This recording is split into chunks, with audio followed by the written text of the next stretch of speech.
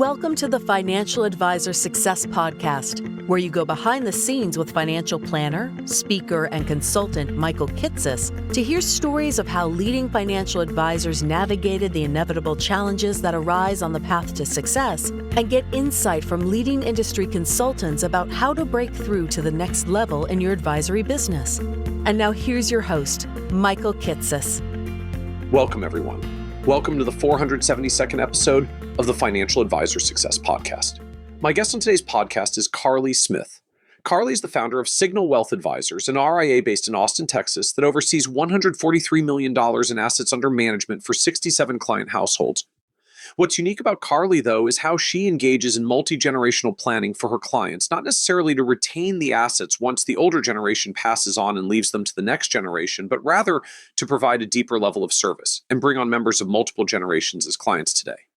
In this episode, we talk in depth about how Carli finds that she provides value to many clients by helping them sort through the dynamics of having significant assets in both traditional IRAs and taxable accounts to pass on to the next generation, including what that means from a tax perspective for the future inheritors, how Carli finds that such conversations with her core client, who typically have both aging parents and adult children, frequently lead to these clients asking her to bring in members of the older and younger generations to foster greater communication and transparency, and how Carli's client families can combine their assets for fee calculating purposes, allowing her to serve other members of the family who might not meet her $2 million minimum for new clients, but are a key part of the larger family's planning dynamics. We also talk about how Carli grew her AUM by 70% during the past year, in part by cultivating relationships with and generating referrals from local estate planning attorneys, which also generate cross-referral opportunities, as her multi-generational planning approach often requires her to identify attorneys with specialized estate planning expertise. How Carli has also gained a number of new clients through referrals from current clients, in particular by identifying and nurturing clients who serve as active promoters of her business, and how Carli develops relationships with CPAs to identify those who are interested in moving beyond tax return preparation to engaging with her on tax planning recommendations. And be certain to listen to the end, where Carli shares how the acquisition of a previous firm where she worked inspired her to go out on her own while not knowing how many of her clients would join her at the new firm. How Carli was pleasantly surprised to find not only that 90% of her clients came with her to her newly founded firm, but also that many became even more active referrers in the process, and how Carli has found that while advisors can find success working within a larger firm or on their own, the key is to identify one's priorities, such as autonomy, income upside, or role, first, and then seek out opportunities that meet them, rather than bounce among multiple firms looking for the right fit. And so with that introduction, I hope you enjoy this episode of the Financial Advisor Success Podcast with Carli Smith. Welcome, Carli Smith, to the Financial Advisor Success Podcast. Thank you. It's great to be here. I'm really excited that you're able to join us today and get to talk about, I think is to me an interesting theme about the ways now that firms are trying to serve clients more multi-generationally across, parents and children up and down the family tree. Not just what I feel like has been the popular industry version of this, which is there's a generational wealth transfer coming and all of these parents are going to die and pass money to their children. So, you have to have a relationship with them so that someday when they inherit Pop's money, then you'll have a relationship with them. But what it means when the firm truly wants to serve multiple generations of clients together in a more integrated manner, which I feel like has long been the domain of the family offices, the multifamily office firms, where feel like it's a little bit easier when there's tens of millions or hundreds of millions or billions of dollars of family wealth. Like there's lots of money to pay for lots of services across the whole family. Right. It's a little harder for those of us who want to work with the merely high net worth clients, where there's only so much they can or maybe willing to pay in fees. And so we have to be engaging across the generations, but we have to be efficient with our time and what we do to make sure it works for the clients and it works for the firm. And I know you have been building your advisory firm in this direction, aiming to do more and more in serving multiple generations of the clients, the parents and the children, where both are actually meaningful clients and not just the parents and the people who someday inherit the parents' wealth. Right. So I'm excited just to get to delve deeper into how you're actually doing this, what it takes to really meaningfully engage with parents and their children, what kind of advice and services are meaningful at each, and how you got started down this multi-generational planning path? Yeah, I would love to talk about it. It's one of my favorite things to talk about. So, I obviously working with families. It's something we all strive to do as financial advisors, and it is the talk, right? The generational transfer of wealth and what that really means. And the way that I view multi-generational financial planning, it's bigger than that. It's not just about retaining assets. It's really about keeping the wealth, serving the family values in a way that's meaningful for them from one generation to the next. And with that comes complexity, comes tax planning, estate planning, obviously the investment management. To some degree, it feels like therapy sometimes, right, for folks Uh-huh. because of different family dynamics. So we really serve in that role of thinking about it from, the eldest generation all the way down to sometimes the youngest children. Um, the decisions that are made by the elderly generation impact the generation thereafter and thereafter. So we really like to dive into the details, the complexity. In our opinion, it's the best kind of work to do. So I think so we can get context for the business overall before then I really want to dive deeper into like what do these relationships, what do these engagements look like. Uh First, just tell us a little bit about the advisory firm as it exists today, just so we have context for the business in which you're operating. Sure. So, Signal Wealth Advisors, I'm the founder and currently the only wealth advisor. I have a team of two besides myself. So, I have an associate paraplanner and then also a part time client service associate. So, the three of us work very closely together. I founded the firm almost 2 years ago. And, building something, being a part of building something was always something that I was striving to do. And an opportunity came up for me to take action, and I took it. And, it's been a wonderful experience so far. Um, Today, we sit at roughly 143 million in AUM. And this year alone, in 2025, it's been a year of tremendous growth. We've actually grown about 70% since the end of December last year. So it's been a fun, exciting year, but it's also been a year of, okay, we really need to have a path forward, be intentional with everything. But, we're a female owned and operated firm, which I am very proud of. I love having a space for women to grow and evolve in their own careers. That's also translated into having a lot of female clients as well. They feel very comfortable with that. So we're excited. It's a great place to be, and we're excited about the future. So so just for context, you said the firm started 2 years ago and you've been on this fast growth path. So like is this all from starting at zero 2 years ago, or were you previously in the business, some came along and then like you got to do your thing and off went the growth? Yeah. So I was with another firm in Austin, Texas. It was a large RIA, and they were acquired by a national based firm. Okay. And I made the decision to leave and start Signal Wealth Advisors. Okay. And thankfully, roughly 90% of my clients came with me. Okay. So I'm inferring you got to one of those moments that sometimes happens when firms get acquired and you basically get so here's the new agreements, you're either staying or you're going, Right. and you made your decision at your crossroads. Absolutely. Yes. It was a very tough, that was one of the harder things, honestly, to go through. The firm I was with, it was a fabulous place to work. The people were amazing. How we approached financial planning and client service, I mean, it was really top notch. And it was sad for everybody to see this evolution in the business. And obviously, for business reasons, it happened. Yep. And I still miss everyone I worked with. there were a lot of great relationships there. But ultimately, you have to do what's right for you and what's right for your clients. And honestly, that's how Signal Wealth was born.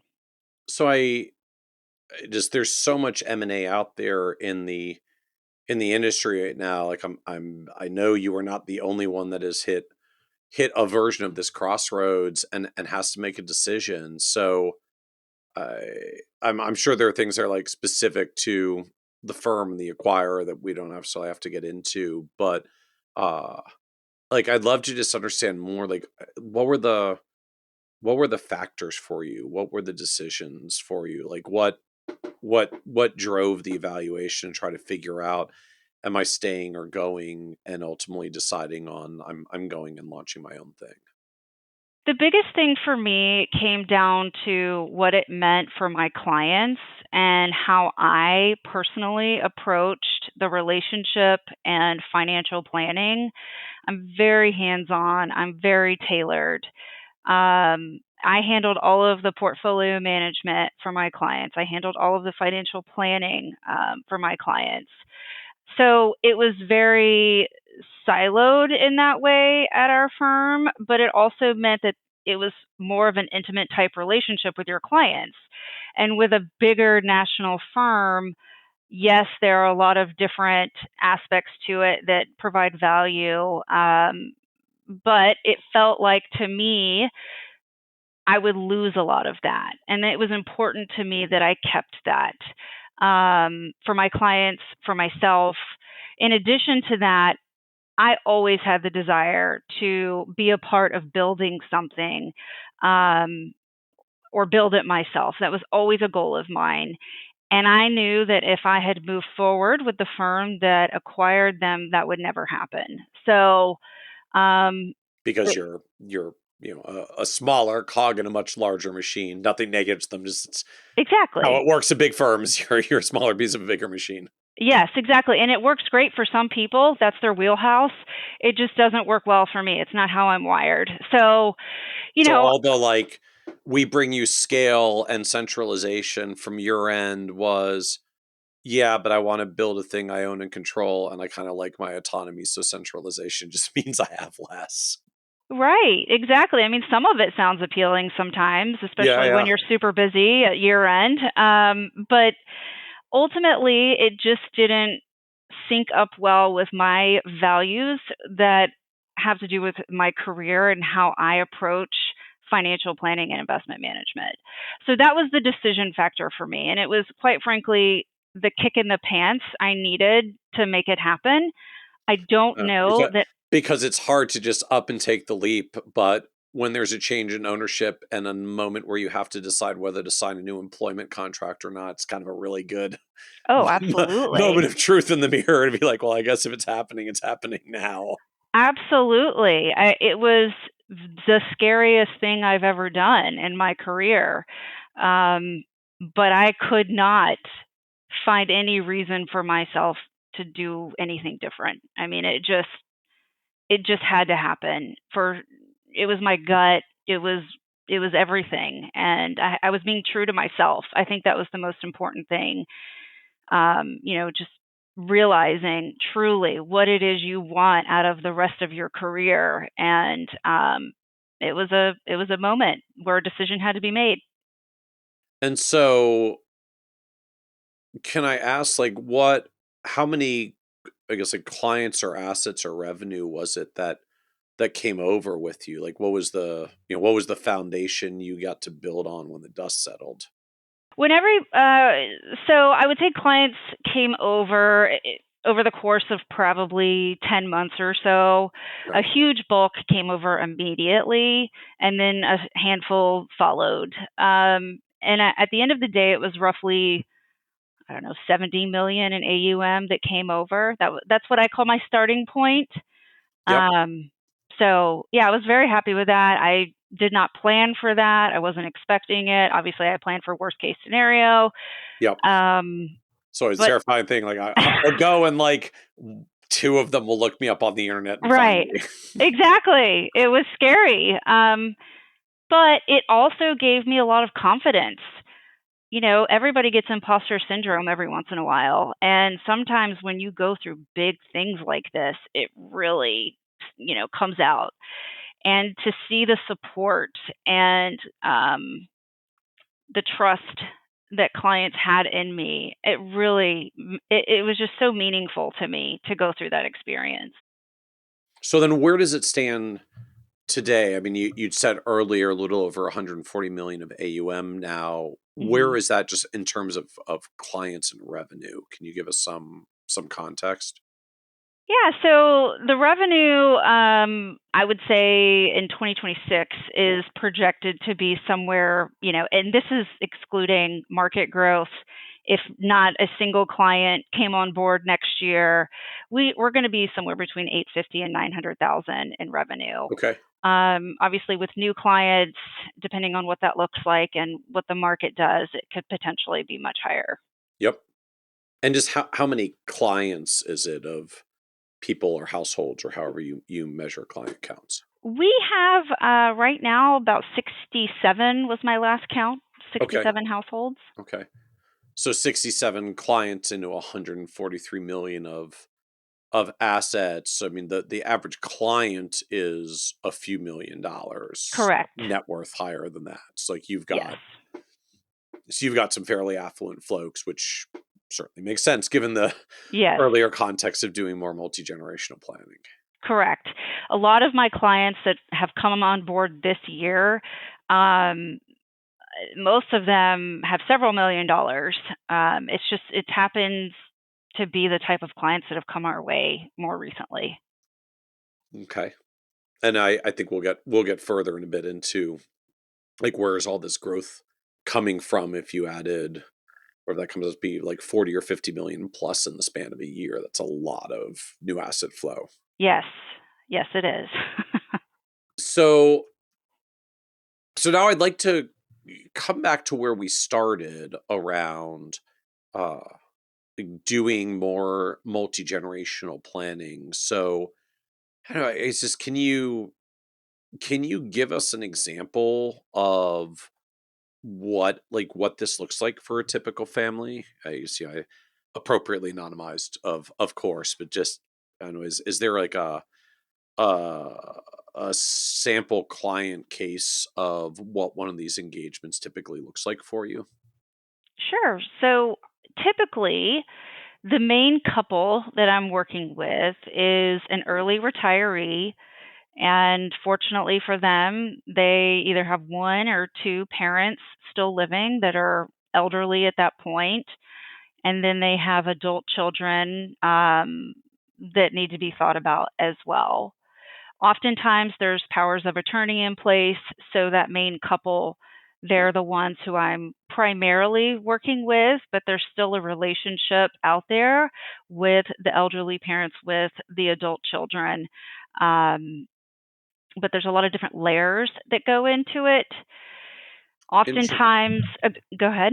Interesting. So I mean, just I'm struck in that context, like when maybe our own biases, like when I hear people talking about serving the parents and the kids, that I feel like a lot of that is I'm serving clients in their 60s and kids in their 30s and 40s who may inherit someday. Whereas if I'm hearing your situation right, it's more like the client might be in their 50s, the kids are in their 20s and 30s, and the parents' generation are in their 70s and 80s. Like it's even the quote unquote kids, like these aren't kids in their 30s, the kids are in their 50s. Exactly. The grandkids are in their 30s, and Right. the parents are the older generation that's Right. still there and navigating their own health issues at that point.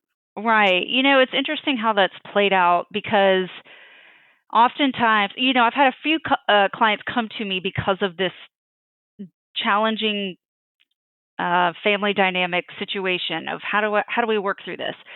But then I've had other clients come to me without even thinking that there's a multi-generational aspect to their financial planning. And through discovery and conversations, we find out, oh, you're about to inherit a $2 million IRA. Oh gosh, we've got a plan for this. We need to figure this out. And then it just develops into bigger, deeper conversations. Um, about their elderly parents or wherever they are in their lifespan. For folks who have kids I say kids, but adult children, understanding where they are in their own tax brackets. What do their careers look like? Do they have kids of their own? The impact of all of this, because the decision making that occurs, especially for early retirees, there's a lot of planning opportunities that you can take advantage of. How we make those choices is highly dependent on, well, what would happen if I were to die today and my kids are inheriting these assets? How does it impact them? And overall, how do we maximize what's available to them?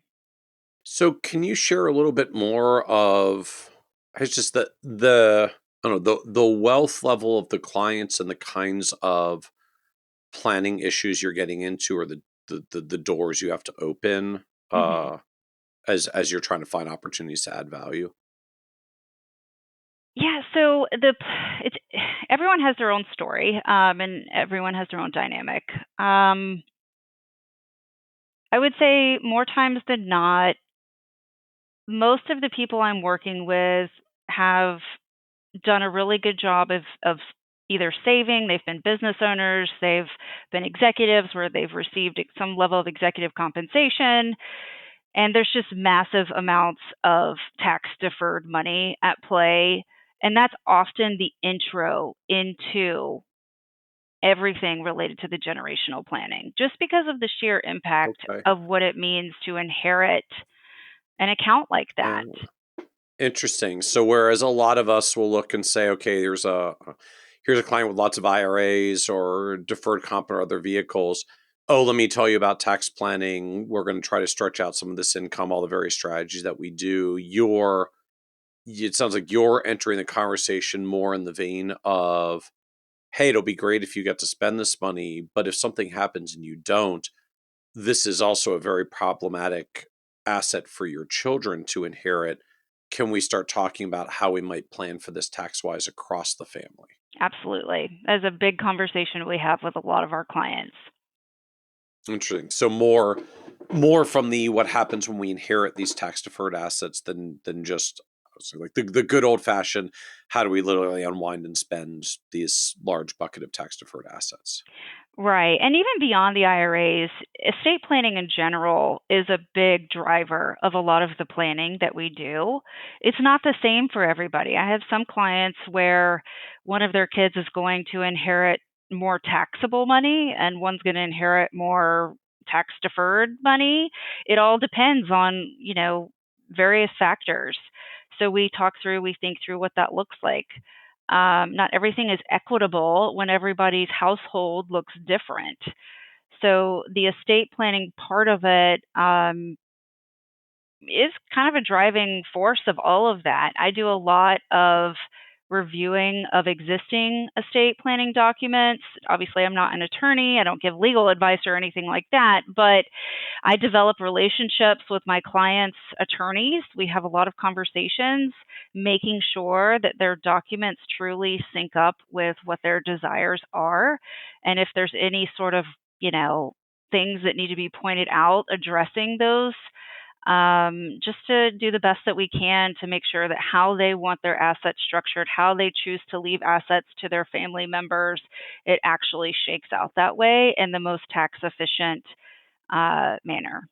So thus the not everything is equitable when each inheriting household is different, because hmm you could get the scenarios like one of your kids is a wonderful starving artist with very very low income, and the other one has been a wonderfully successful doctor. hmm Can we just leave all of the IRA to the one in the really really low tax bracket and all the step up in basis assets to the one in the really high tax bracket? Exactly. That's the type of planning conversations then that you're getting into with them. Yes.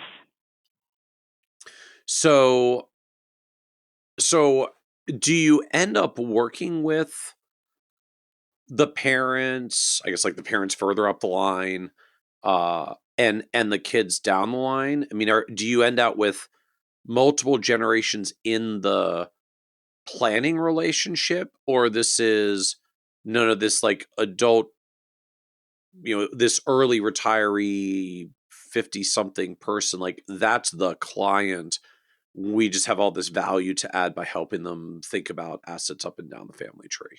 More often than not, we work with the generations, so the elderly parents as well as the adult kids. So help me understand how that, I don't know, how that occurs, how that plays out. Like, how do you how do you bring them into the fold as you're going down this path? Sometimes that's the overall desire initially from the onset. Other times, I think through our conversations and the depth that we get into, it often highlights how little parents may know about what's going on in either their parents' household or their adult child's household and the impact of that. So it introduces an opportunity for me to have those conversations instead of them being the messenger of these things.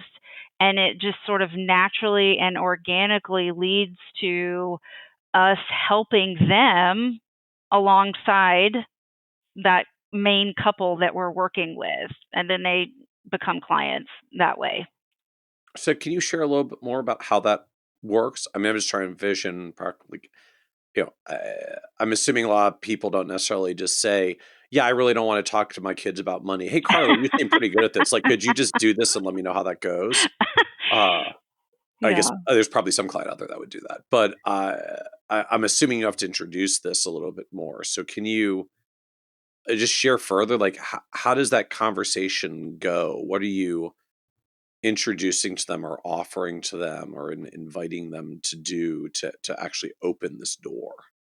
Usually it's them telling me, hey, I think you should talk to my child. It's not, I rarely ask, I offer. I say, look, I'm more than happy to have these conversations if you want to make an introduction. But if not, I totally respect that. There's a lot of people that hate to muddy the water and don't want to, cross boundaries and so forth. There's others that know everything about each other. So I'm very respectful of where those lines are because it's not always easily identifiable. So I sort of let them lead that, to be honest with you. And more times than not, it's the couple I'm working with saying, "Hey, I think you should talk to my kid. Do you mind?" And absolutely, I will always have a conversation and see where it goes. So now help me understand how this works from the business end. Like, what is the fee structure for you? How do you charge to handle this like growing number of people in the family? Our any related household gets to share in the fee structure, so it's a tiered fee structure. Um, basically nobody sees what the other household has. There's no sharing of information, but they do get to share in that fee structure.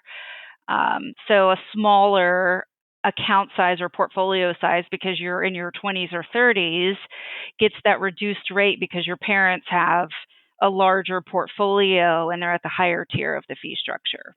Okay. And what does that fee structure sit at for you? I mean, are you the proverbial 1% on a million and it tears down from there? Or are you a little higher? Or are you a little bit lower?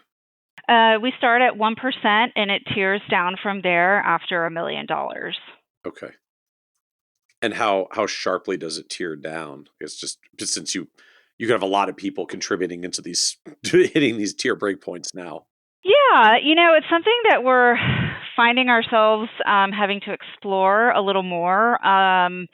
It tears down basically up to 5 million in AUM, and then once a client hits 5 million in AUM, or once they or when they come aboard with more than 5 million in AUM, the way that we approach it is we need to understand the level of complexity within the financial planning, and then we basically set a fee structure from there. I will say that is not perfect, and I actually have found many reasons to move away from that. Um, but in Meaning you'll just try to scope a flat fee, a retainer style fee at that point, a flat fee at that point, yes, yes.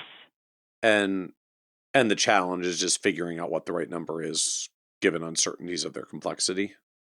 Right. The challenge is that, and then also, at some point, does that flat fee need to be reevaluated? And that's just a harder thing to go back and do versus having a full blown tiered fee structure all the way up to whatever AUM level you want. So what led you to put it in the first place and not just continue to have it tiered AUM schedule up to whatever it is? Well, when every advisor starts out, you're not dealing with $5 million clients, so it Indeed. it rarely comes up. But as you evolve in your skill set and your expertise and the types of clients that you're serving, it naturally you're dealing with more clients in that realm. So um, the fee structure needs to evolve with it. And and how far down does the AUM fee get just by the time you're getting to 5 million? I mean, have you gone from like 1% to 0.8, or are you down to like from 1% to 0.5? How far off does it fall for you? Point 0.8 is where it falls off. Okay. Yes, we have found that the depths of how far we go into the planning, the attention that we're giving our clients, the touch points, it tends to be more than, I would say the average advisor. Obviously, there's firms out there that are similar, even more hands on, but we definitely do a lot more touch points throughout the year. And, oftentimes that calls for a certain type of fee schedule. It just depends. There's some clients that are you talk to a couple times a year, and some you're talking to on a weekly or monthly Uh-huh. basis. hmm So are there fee minimums or asset minimums as well that you put in place? Yes, we've recently increased our asset minimum at 2 million in AUM. We found that with the growth this year, we had to, which is a great problem to have. But in your world, that's 2 million at the family aggregated level. If they bring others in, that's not per client, that's like per group. Oh, great question. No, that's per. So let's say it's that initial couple that comes in. 2 million in AUM is our minimum for that. If obviously if an adult child comes on board and they've only got $100,000, we will happily help them and take care of them. Um, But only because their parents are already a 2 million plus relationship. That's like exactly. Yes. the entry pathway, at which point now it's a $2.1 million relationship that includes the kids. Yes. Interesting. So I think it's a very healthy minimum for, I guess, whoever the entry person is. Uh, but then there's no minimum for additional family members coming into that household once the first person has actually hit the minimum. Right. Okay. So I guess I can't help but wonder, do you worry about, I guess, like profitability across the family, or is it a challenge or concern that just, I mean, now you can have a client that's got 2.5 million, or you can have a client that has 2 million and 5 children who have 100,000 each, which is also 2.5 million, but there's just a lot more people to Yeah. to do planning work for. Like, is that a problem, or is that just me too much in my head worrying about things that don't actually turn out to be problems? Well, I think on the surface it can definitely feel like a problem. The way that I view it is it's a twofold opportunity. It's an opportunity for younger, more junior folks who have the desire to learn about planning and being a financial advisor to really handle those relationships. It's also an opportunity, whether, we talk about multi-generational planning and helping the family across the board, but ultimately, yes, we want to keep assets when folks pass away. So it's a great way to establish that relationship with the younger generation to hopefully help with that. And so it sounds then that you're not necessarily worried about profitability of each person in the household, because there are dollars eventually that come, but you're making sure the household has a healthy amount of revenue to be able to go down this road, which is why there's a 2 million minimum on the family coming in. Yes. Okay. Okay. So then how do you think about this now from a capacity perspective? I mean, you shared earlier you're cruising towards $900,000 of revenue already, which is a very strong number for a lead advisor and two-person team, right? We call them triangle teams, like three people on the team. So are you feeling, are you at capacity? Are you close to capacity? Do you still feel like you have a lot more room in this model? Where is that threshold for you?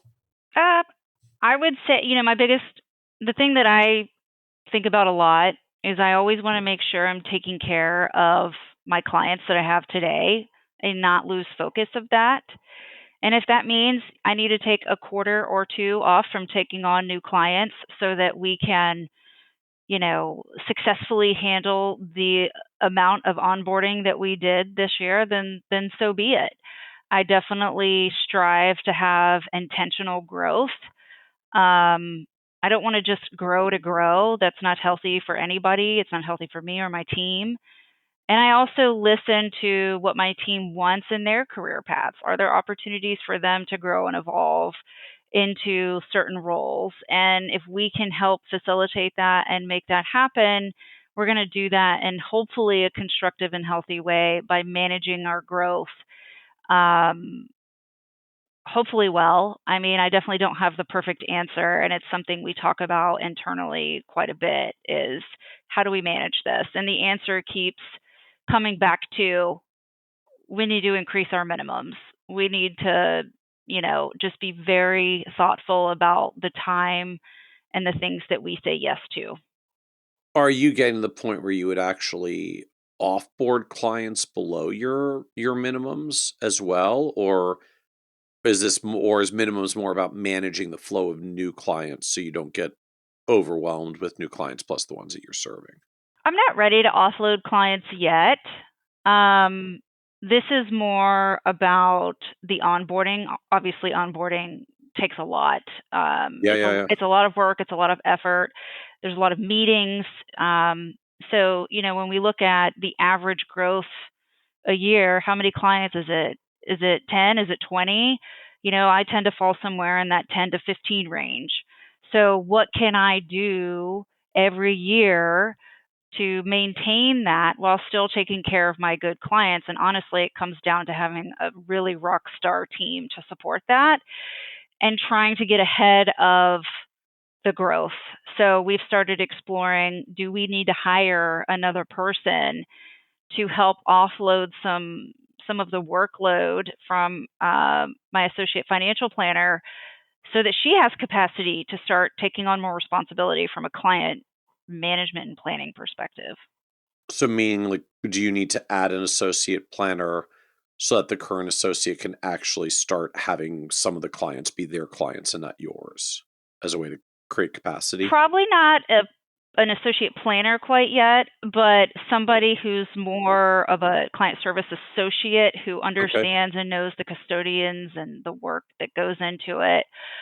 Someone who has the desire to get there as far as a planner is concerned, and could definitely learn how to use the planning tools. That is the ideal, at least today, Okay. the ideal person that we're thinking about.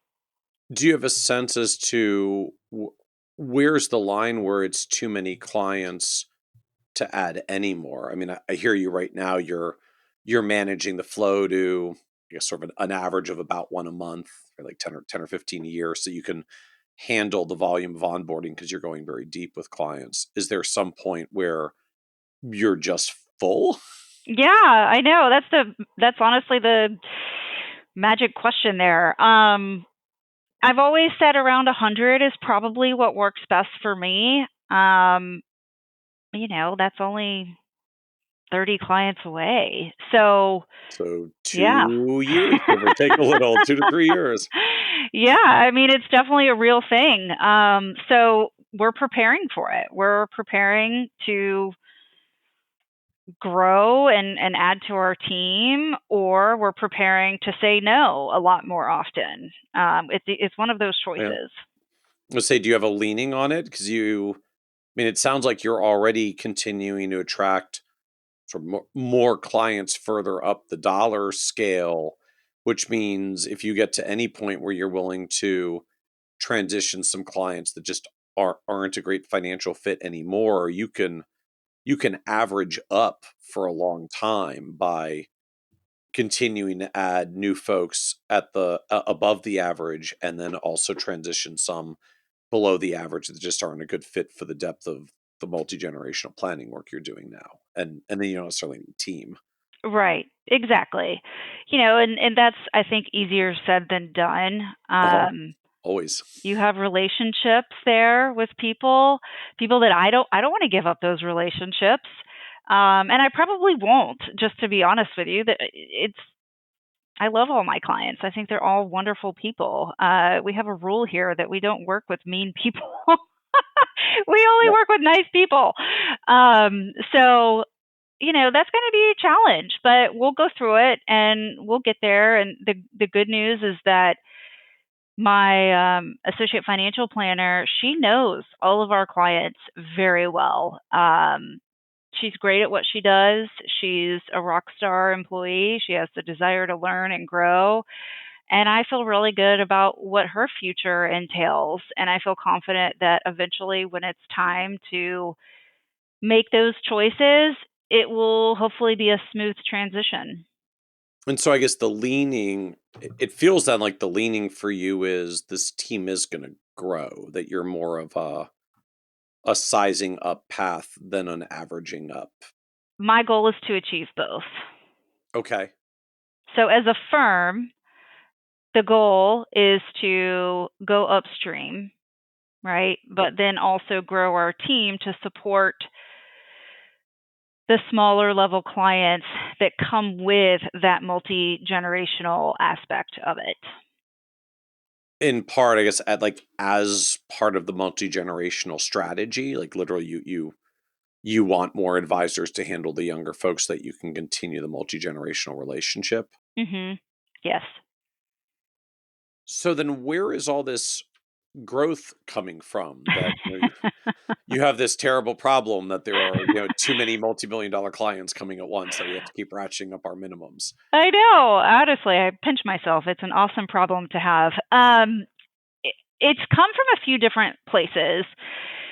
Um, I have some really amazing clients who are advocates of me and my growth and the business, and they've been amazing at providing referrals. I also develop relationships with estate planning attorneys and CPAs, which shockingly has been a great way to bring on new clients.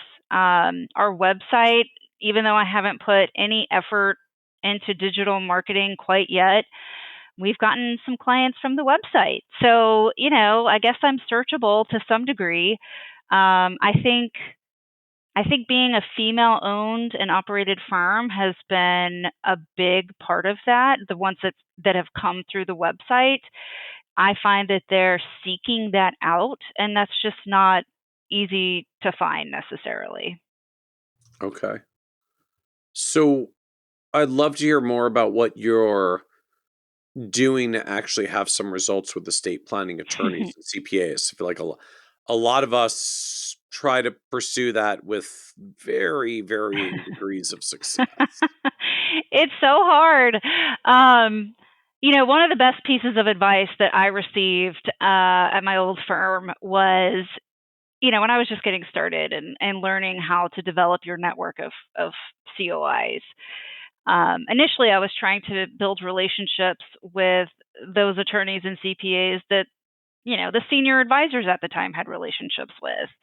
And at one point, one of the partners was like, listen, you've got to make your own connections. You need to find people that are your age, your generation, going through the same thing that you are in life, and develop a relationship with them. And it may not pay off now, but it'll pay off later. And so I took that advice, and I have found a great network of attorneys that I truly value. I refer business to them, they refer business to us. We're all women, we all have families, we're all business owners. We're trying to do this thing in life together and succeed. And we all just really support each other. And it's been amazing. There's an open line of communication with them. It's not just you know, let's talk every time I send you a referral. Like, we have lunch, we have coffee, we talk shop. There's just there's a relationship there. So that's been very helpful. The CPAs, that's obviously a more challenging, in my opinion, a more challenging way to generate leads. But I always find you have to make it a win-win situation. Are you making their lives easier? What questions am I asking that help solve problems they have? How can I be of help to them? Really getting them to see that I'm an advisor that likes to get my hands dirty and think through the tax planning side of things. That's paid off for us. I don't know that that's always the case, but it's worked well for us. So what is it that's making the attorneys easier than the CPAs for you? Probably because I have this, for whatever reason, estate planning to me, in my opinion, is one of the most important things you can do for your clients. Getting that right, making sure the investment strategy syncs up to the estate planning itself, making sure that all of your clients' financial goals and the things they talk about and the things that are important to them sync up with the estate planning. That's a big, big piece and big important thing for me. I think that shows up, I just think it shows up in the questions that are asked and the type of work that we do and the collaboration. And so I guess the good old fashioned tax planning and those conversations just don't resonate to the CPAs in the same way. I don't want to bash CPAs because I love them all. Not all CPAs are tax planning focused. They just do returns. And the ones that are planning focused, I feel like I've been able to identify who those people are for my clients. And I'll tell my clients, I'll tell new clients, listen, if your CPA is not willing to collaborate with me or talk through things, I'm going to recommend you get a new CPA. And how often does that come up? It's come up a handful of times. Okay. Yeah. So then what are you doing to find these folks? I guess CPAs are particularly the attorneys where it's working for you. How are you finding them? Gosh, it's kind of random, actually. So the firm I was with prior was affiliated with an accounting firm. So that was a great way to get introduced to the accounting community. I also have, a CPA I've used personally for years, and I really like how he works. So I refer a lot of business to him. I don't get anything out of it other than I get to work with a great CPA for my clients and collaborate. We talk pretty regularly, just in general, about what's going on with various clients. On the estate planning side, I've got a couple of attorney clients, and they introduced me to their partners. So I would, meet up with them, talk with them, and develop relationships that way. Another attorney just happened to be the wife of someone I used to work with at Dimensional Fund Advisors. So it comes from all different avenues. I think I don't know if this is, something you would consider a strength or not, but I love meeting people and I love talking to people and I love, supporting others and whatever it is they're doing. And I love having conversations. So I think that natural desire to develop those relationships helps with that. And I guess as I'm wondering in reverse, like how, I guess the technical question is like, how do you differentiate? Like, why, how are you getting them to pick you? Because I'm sure you're not the only financial advisor who's trying to ping them, because apparently build relationships with CPAs and attorneys kind of a thing in our business. Right. So, Yeah. um, like Well, what's making it work for you that it doesn't seem to work as well for a lot of other advisors? um, I feel like you'd have to ask them directly, but the feedback I've heard is from one of the attorneys is anytime I meet someone that needs a lot of hand holding, I'm going to share your name with them.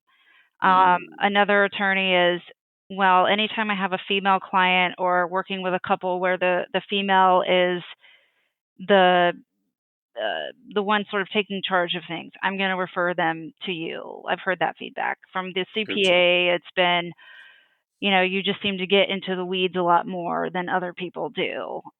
So it's comments like that. That's the feedback I've received. Interesting. Mhm. Okay.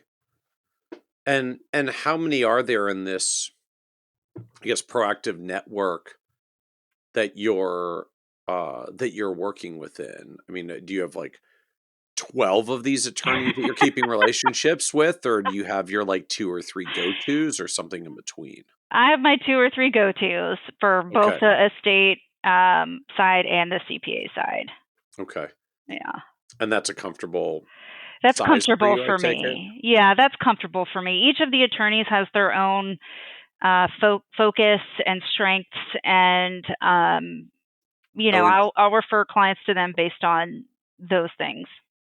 so they're not necessarily in competition with each other either. Correct. So so can you share then, like, what are their strengths? Like, how do you fill out this roster for yourself?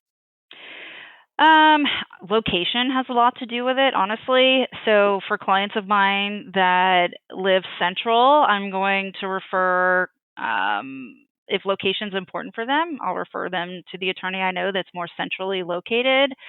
Um, if I feel like someone needs guidance on mineral rights and all of that, I'm going to send them to a specific attorney.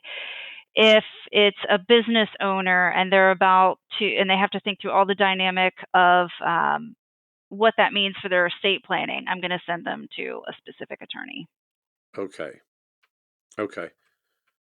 So that's part of what it makes it work for you is you've got like a range of attorneys that check different boxes, and so as you meet more folks, you have opportunities to send them to someone.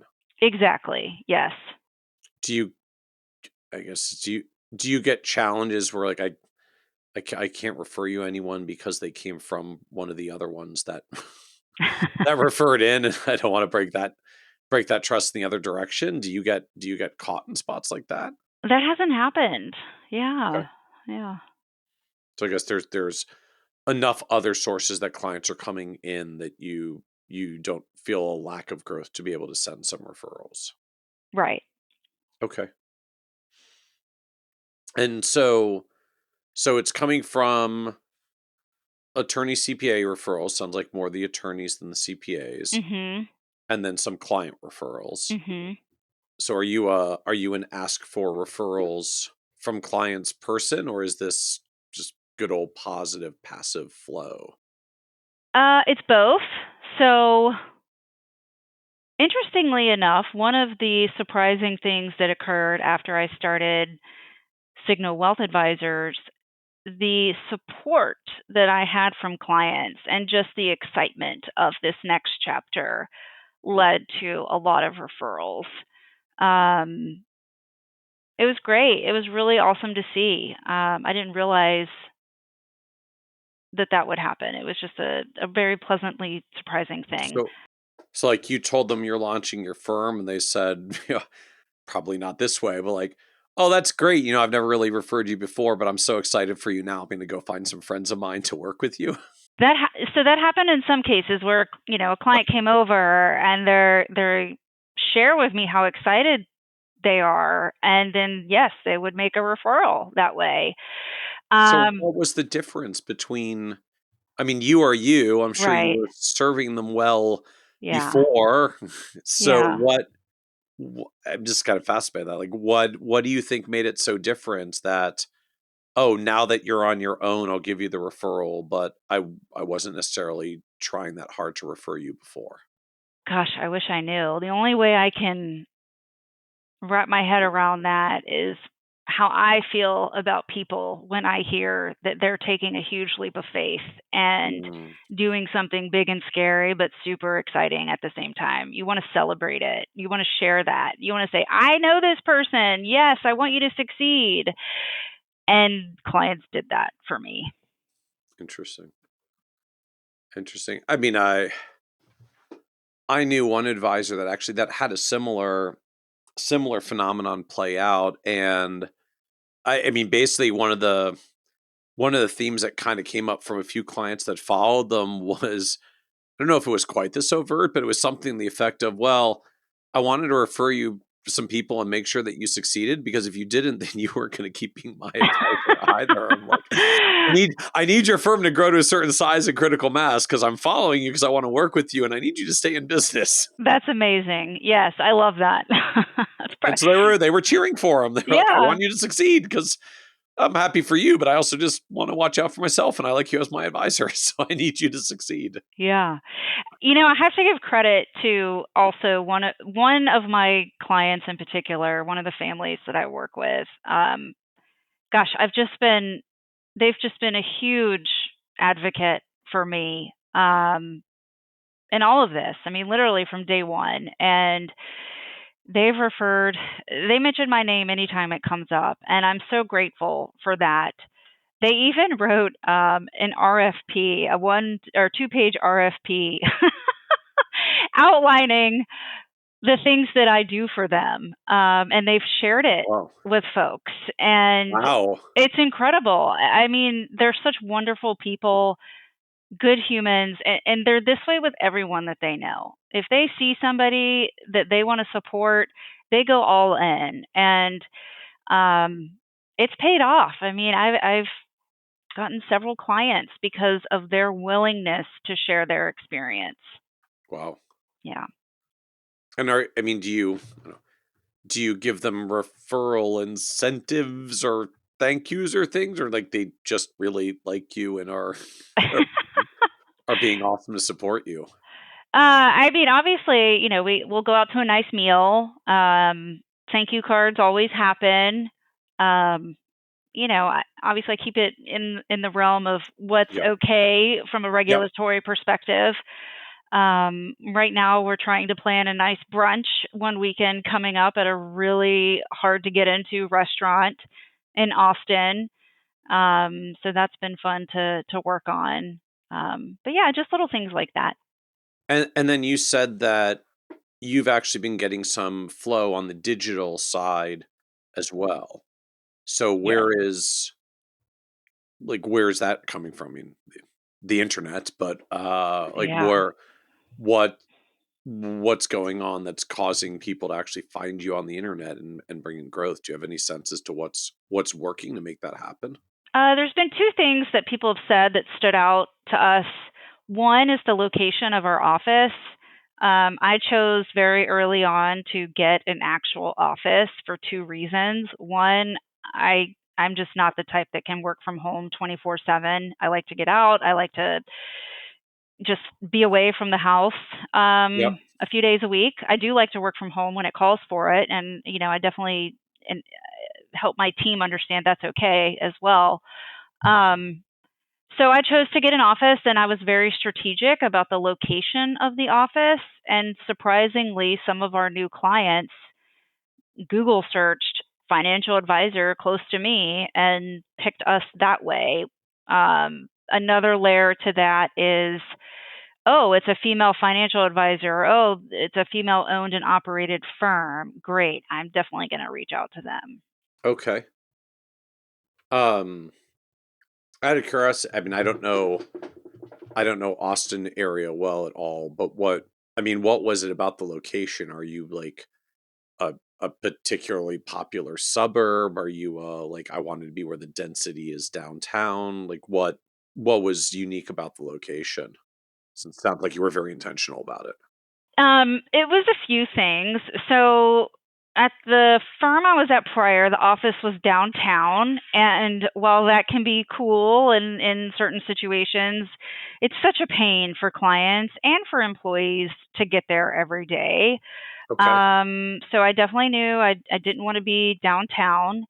The next thing was, okay, where do the affluent people tend to live and work in Austin? So I wanted to be close to that location. And I also wanted to strategically be close to certain roads that make it easy for people to come to the office. Okay. So that was really, and I didn't want a long commute. I Okay. refused to drive more than 30 minutes to the office. Okay. Interesting. And it sounds like that has worked in that some folks are actually Googling the good old financial advisor near me, which still, if you look at Google Trends, like it's still the number one actual search for financial advisors. So you picked a location where that drives favorable outcomes. Yes, I Very, did. very cool. So then what comes next on the growth journey uh, as you go through this process and the pace of clients you're adding? Or is there stuff you want to change or do differently, or are you simply in the add clients, just keep replicating a successful process for more? Yeah, I always go back to I want to be intentional with growth. I don't want to grow just to grow. Um, I'm wired to grow. It's just how I'm built. Um, but I want to always remain true to working with good people, having a great team, and making sure everybody gets to enjoy not only work but their personal lives. And I include myself in that. I don't want to burn out. I don't want my team to burn out. But obviously, I want to build something lucrative for me and for my team. So it has to be intentional. And if that means that, we have to take a step back with bringing on new clients or raising minimums or whatever that is, I'm okay with that. I want the work to always remain meaningful. So my team and I, we have conversations about that. What's the type of work that we really like to do, and focus and build around that. And I always want to make sure that there's an impact for my clients as well. Obviously, it's important to me that they never feel like I'm stretched too thin. I don't want them to Okay. ever have that thought in their mind. So, with that as my North Star, to me, that's what dictates the decision making on where we go from here. So that's what gives you comfort to do things like raise the minimums, because you really want to manage the pace and flow of people coming in. And from your end, I mean, I think for most of us, it's always feels a little scary to implement minimums or raise minimums. We start envisioning the people who were just below the minimum who didn't make it on Yeah. because we had it in place. But Yeah. you're getting as much as you can handle for capacity without being stretched too thin. So at that point, more isn't helpful anyways, because stretched too thin and having service go down for clients is not acceptable for you. Absolutely. Okay. So so then talk to us a little bit more about how, I guess, just what your vision of the growth path is, or how this plays out over the next few years. Well, I would love to build a team where there's multiple advisors, um, and we all have different strengths that we bring to the table, and continue down this high quality, high touch type of relationship with our clients. that defines growth for me, and it's not a financial metric in my mind. It's really what we're bringing to the table for our clients, and what our team gets out of it as well. And so how do you feel about the prospect that eventually you've got to hire people and manage people Yeah. and train and develop them to be wonderful Yeah. Carli Smith style advisors? It excites me. I mentioned building something has always been something I've wanted to do. The business side of this I get excited about it. Do I want to manage people? No, I want to create a team where people manage themselves. Obviously, that's not, you know, always going to work well. It's a lofty goal, but I would love to be in a situation where we're super picky about who we hire. Everybody's a rock star. If you're not, it's just not going to be a good fit. We all have excellent work ethic.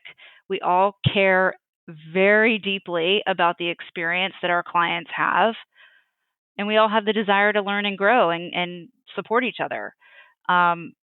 If we interview somebody or think about bringing on a new team member and it doesn't fit well with that, we're not going to proceed. We're not going to move forward with it. And so where does, I guess I'm just trying to visualize, like, how do you evaluate and vet that when you're trying to hire and find people? Um, Obviously experience is one thing. I love hearing the questions that people ask. I think that tells you a lot about their intentions, their desires, what they're passionate about, how they think about things. I really try to listen more than talk. So even in interviews, it's not necessarily about asking them all the questions that we may ask in interviews. You're waiting to see what questions they ask when you get to the so what questions you have for me part of the interview. Oh, absolutely. I think it's just as important. It's very telling to hear somebody's story. Why do they want to be in this industry? What got them here? Why do you want to change jobs if that's the case? What do you love about this? What do you hate about this? Are you figuring out if they're a detail oriented person? Figuring out where their drive comes from. Skills can be taught, but the soft skills, the drive, the passion, all of that, I think you have to dig for that more deeply in those initial conversations with folks. So as you now like reflect on this journey and how it's evolved, like what surprised you the most about this path of building an advisory business, particularly when it sounds like it was a leap you maybe hadn't even fully contemplated up until 2 or 3 years ago when circumstances brought it to you? The biggest surprise has been, for years I questioned if I was capable of doing this, and to realize that I am capable of doing this. I have the support. People are cheering me on. It's been an incredible thing to experience. And we all have our goals, our personal goals, our goals in our careers, and this definitely was a big one. And going through that transition and how that's felt and how it's played out has been the biggest surprise for me. Because I mean, I'm just kind of inferring by the fact that you said this is a surprise, like you really didn't feel you were capable of doing this? No, that's not it. I knew I was capable of doing it. I think I was scared, just like everybody is. It's scary to do something like that. The unknown. I knew I was capable of it. I mean, from a practice perspective, absolutely I was capable of it. But having the courage to do it, it was good to go through that. It was really good to go through that. And then to see the support on the other side was awesome. That was an awesome thing to experience and continue to experience. And what, well, I was just saying, and what changed to be the thing that got you over the scary hump. I guess it was the, you're sign the employment agreement or make a change moment because of what the acquisition stirred. Like, is that what kind of triggered you to get to the point of, I guess now I'm ready to make the leap because I have to make this decision? Well, I mean, it can go deeper than that. I personally, I lost my dad unexpectedly in a plane crash 4 years ago. Um, And that greatly impacted how I think about things. So knowing that I knew that this is sounds kind of wonky, but I feel like he would have been disappointed in me if I had not moved forward with this and gone through the emotions of what that entailed and being scared, but having the courage. So that was one aspect of it. The other aspect of it was I have a daughter. I have a 7-year-old, and everything that I do and say and the choices I make, she's going to remember that. And I could not, for the life of me, not fulfill this goal of mine because I knew that one day she's going to have a similar experience in her own life.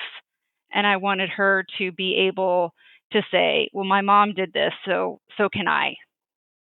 So those are really the two big personal things that gave me the drive to do it, to push through, even though it was really hard. So what was the low point for you on this journey? I guess the more recent transition, or just overall, I know you've been in the career for quite a while now. One of the things that occurred to me, um, leading up to the acquisition of my former firm, I busted my butt. I did everything I was supposed to do. I thought that if I just kept trying to prove my value, prove my worth, things would evolve and work out the way that I had hoped that they would. And unfortunately, business decisions have to be made. And these are things that are completely outside of your control. And I realized it was a light bulb moment for me. I'm the only one who can make this work. I'm going to show that I have value in my own way. I can't keep beating my head against a wall because of things that I just can't control. No matter how hard I worked, it just was never going to turn out the way that I expected because of the state of where the business was at that point in time. Because it was one of those, there's founders who are too far along, they need to exit, there aren't enough internal buyers, something has to happen. Like, it's one of those scenarios. In my opinion, yes. Okay. And so what was the original goal? Like, was the hope, I can be the buyer, I can be one of the partners? Like, did you want to be on that kind of path originally? Was that the goal of bust your butt, prove your worth? Yes, absolutely. That was the goal. That was the path. Um, and then it started to show itself that that was never going to happen. And honestly, looking back, it's all because of, you know, um, where the business had to go, which I understand that. I understand Yeah. business decisions have to be made. But at the time when you're going through it and you don't know things, you think it's you. You think it's something you're not doing. And ultimately, that's just not the case in most situations. So I guess, like, what else do you know now that you wish you knew then, like, that you could go back and tell you then? Um, I think it all worked out the way it was supposed to. Maybe not to be so hard on yourself, just to realize that these are all things you can't control and that you're doing a great job and your clients love you, the people you work with love you, and to not to just not take it so, I don't know, not to be so hard on yourself. So at least in retrospect, do you feel like you could have seen it coming, that this like path to, I don't know, partnership or successorship or whatever was you were hoping it was going to look like in retrospect, could you have seen it coming? The acquisition? Yeah, or like the path that Yeah. the path you were hoping was going to manifest wasn't going to come. So I did see it coming. Okay. I knew, I could tell that things were leading in that direction. Um, there were a lot more closed doors, interesting decisions being made, just, all the stuff that goes into leading up to an actual acquisition. There's a lot that goes on, and I just sensed that that was on the horizon. I mean, what about at the beginning? Like, I'm assuming there was an earlier stage where you were hustling and aspirational Oh, yeah. before it became clear, like, okay, I don't think this is going to go the way that I wanted. Yeah. I mean, was it in retrospect, was it seeable for you then, or did you just have to go down the road and find out that just turns out this isn't going to line up as originally hoped? I had to go through all the steps. I had to go through all of it. I was in denial about it too. I think all of us were, up until they actually announced it happening. Because we all really enjoyed working with each other, and it was a great place to be. So I wanted to see it through, right? That's what we Yeah. all want to do. We just want to see it through. So I feel like I did that. And so, what advice would you give younger, like newer women coming into the profession today and trying to figure out what their path should look like? Um, So I feel so there's so many different paths you can take in our Yeah. industry. And even as a financial advisor, you could go down the path of working for a huge firm and you're in the weeds of doing all the financial planning and you're not having to worry about bringing clients on or hitting certain goals or anything like that. And that works really, really well for some people. What comes with that is a ceiling on how much money you could potentially earn. Yep. On the other side of that, if you are more of a hunter and like the idea of building something, having that responsibility of bringing in new clients, and the reward is that there is no ceiling on your potential income, those are two different ways to go in this industry. And I think a lot of times people find themselves with firms that don't align with who Yep. they truly are or what they want out of their career. And it creates a situation where you're hopping from firm to firm. And I've seen that a lot with some other younger advisors. So I think it's incredibly important to explore who you think you might be with either of those paths, um, because that should dictate which firm you ultimately work with. Do they support you wanting to build your own book of business at some point? Do they not really care about that? And oh, by the way, your income is limited this way. It has to be a good fit. And I think some firms are really good one way or the other, and exploring that's incredibly important. And so then what was your path in to to find this journey? I ended up with a great firm. I've been in this industry for almost 20 years. I worked on the institutional side of the business, and met some amazing people in the advisor community. And when I was finally ready to move on to working with individuals instead of on the institutional side, I naturally reached out to folks that I knew, and ended up with my prior firm. And one of the biggest things that was a driving factor for me was, we're going to support you. We're going to teach you everything we know. We're going to mentor you. Oh, and oh, by the way, if you decide that you want to be a hunter, meaning build your book of business and do all of these things, we support that. Your income will be based on that. And that was really exciting for me. I like having control of that. So I was very happy with where I ended up, and I felt very supported, in that way as well. So So where were you on the institutional side, and how long were you on the institutional side before you came advisor?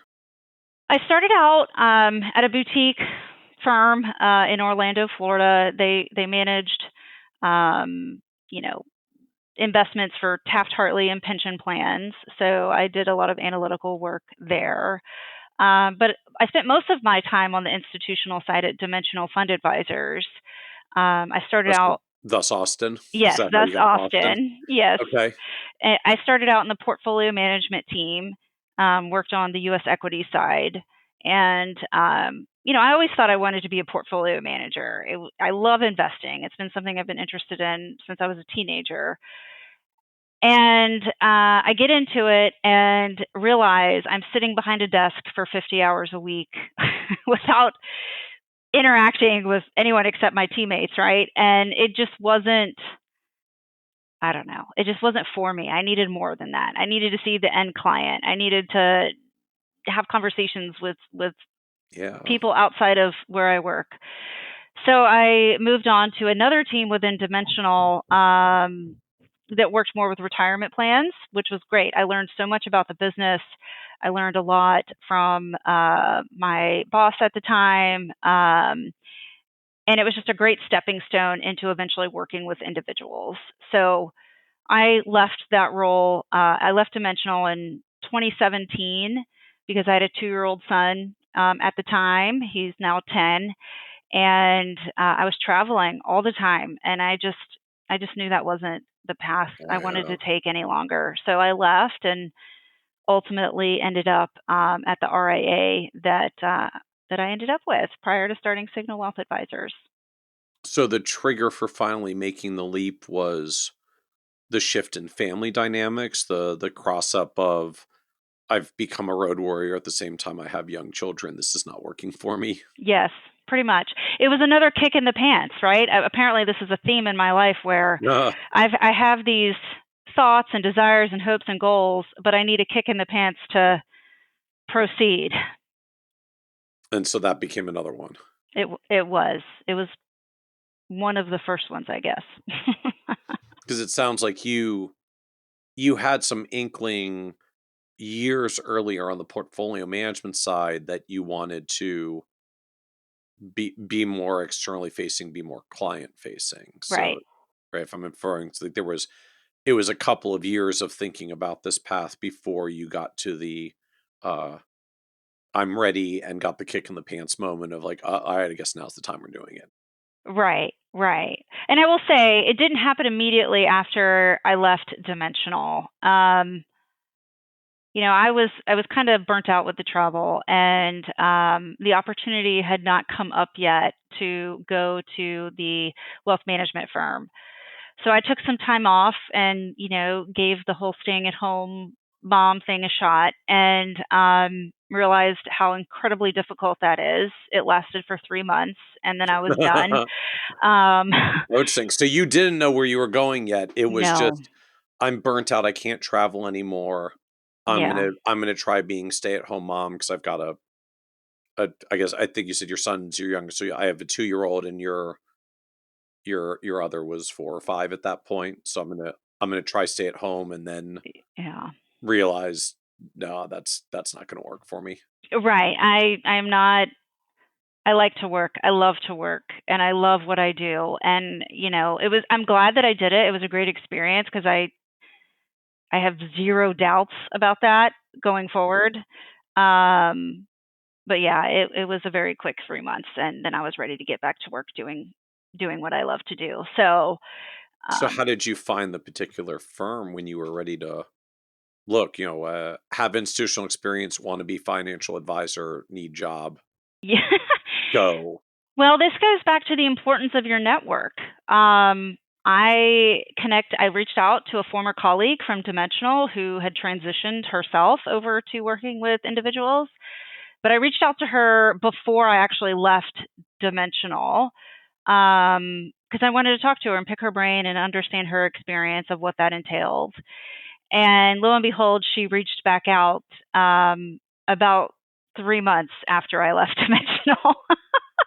Okay. And said what? I know a firm that's looking, maybe you should talk to them. Well, we just started having conversations, talked about what things could look like, and then she introduced me to the partners of the firm, and we all, got along great. It was a good fit. I was actually pregnant with my second child at that point in time. Okay. And, I was worried about the timing of everything. And they basically said, hey, just come on board after you have your daughter, and go from there. So I took the time between, speaking to her and getting this job offer, basically, to study for the CFP exam, get that knocked out, get it done. And then, about 12 weeks after my daughter was born, I joined the team officially. So as we come to the end, this is a podcast about success. And just one of the themes comes up is that word success means very different things to different people. And so you're now off on this wonderful path of success of the business as you've nearly 2x in 2 years here. You're crossing 140 million. The business and revenue seem in a great place with really good growth momentum. How do you define success for yourself personally at this point?